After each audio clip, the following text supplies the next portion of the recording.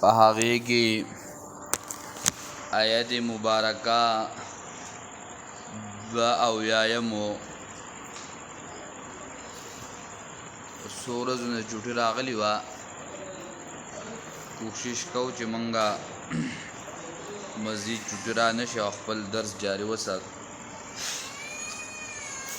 آیت نمبر 82 الله ذکر کوي لعمرک انهم لفی سکرتهم یعمهون. او مونږ ویلو اخرنی باب دی په دې کې 15 واقعات د مخکینو امتونو ذکر کوي په طور نمونه د هلاکتو چې الله څنګه هلاک کړو. یو واقعه د ابراهیم علیه السلام هغه ذکر شوه تمهیدن. دویمه واقعه ذکر شوه د لوط علیه السلام او هغه روانه او باغی کې باز ذکر کېدو. لعمرک انهم لفی سکرتهم یعمهون. قسم دی ستا بجون یقینا دوی په خپله نشه کې دي یعمهون پریشانه سرګردانه. نو دلته اولنۍ خبره دا ده لعمرک انهم لفی سکرتهم یعمهون. الله وی قسم دی ستا بجون باندې شاهد دی یا دا قسم په معنی د شاهد دی. اوله خبر واقعه د لوط علیه السلام ذکر کیږي مراد د لوط علیه السلام مخاطب کوي چې قسم دی وستا بجون باندې. یاد ویم دادا چې دا خطاب نبی علیه السلام ده دی چې قسم دی وستا بجون باندې چې تعالی عمر درکړی دی چې تعالی عمر درکړی دی. ابراهیم نخعی فرمایی چې د الله د ذات نه ما سوا په بل چا باندې قسم کول دا صحیح نه دي. دغه شانتی امام مالک رحمه الله فرمایی چې د الله نه ما سوا د بل چا بنوم باندې قسم جایز نه دی.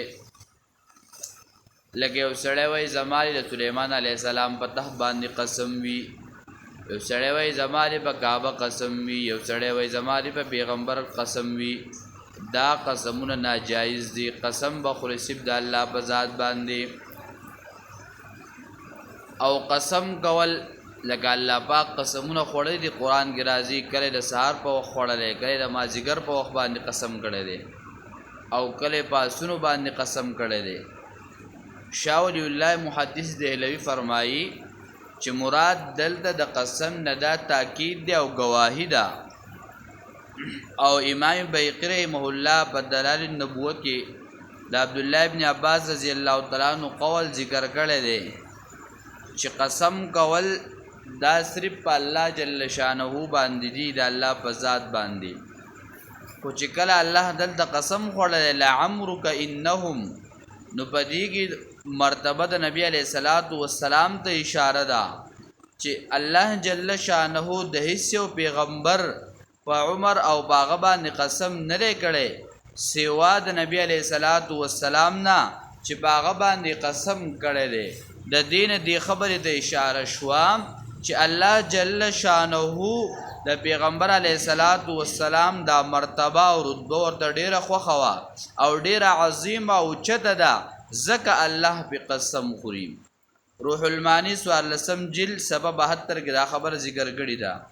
یو سړی قسم خوري نه په مشر باندې خوري نه په بت باندې خوري نه به چې کله ضرورت نه نو قسم به هم نه خوري او چې رښتیادن نه نو قسم به هم نه خوري.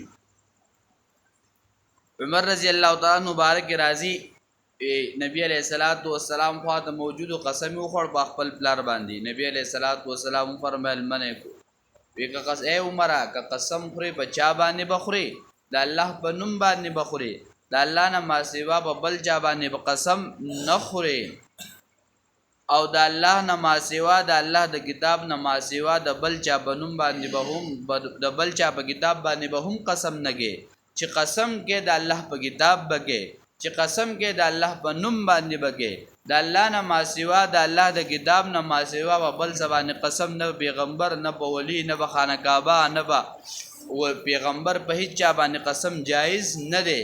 او قبیل پرس چاو خوړو وای د شرک وګو او شرک چې دا ډیر لوی ګناه ده.